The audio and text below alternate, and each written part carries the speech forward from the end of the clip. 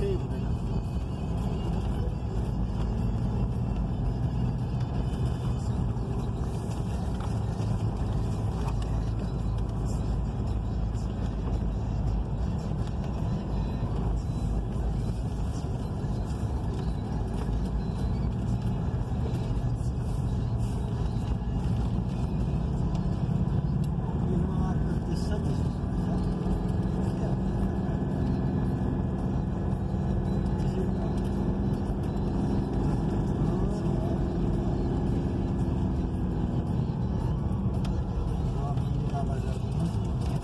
त्यही हो, राजनीतिक संरक्षण भएपछि गाह्रो के एउटा। अर्को भनेको यो राजनीतिक नियुक्तिले हो कि सब बिगार्ने भनेको। अब जस्तै अब न्यायाधीशहरू कम्पिटिसनबाट आएको ऊ निष्पक्ष हुन्छ त। उसले पार्टीको टिका लगाएर आयो भने त निष्पक्ष हुँदै हुँदैन कि।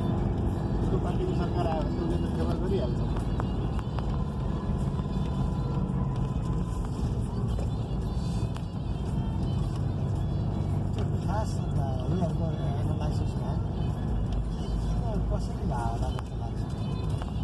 होइन अब भयो कसरी भयो भन्ने कुरालाई भन्दा पनि घटना भइसकेपछि जसरी हाम्रो कन्थनीबाट मात्र त्यो घटना भइसकेपछिको के अरे प्रमाणहरूलाई जसरी नष्ट पारे नि त्यो चाहिँ शङ्कास्पद हो। त्यसको इन्भेस्टिगेसन हुनुपर्छ भनेर नि त।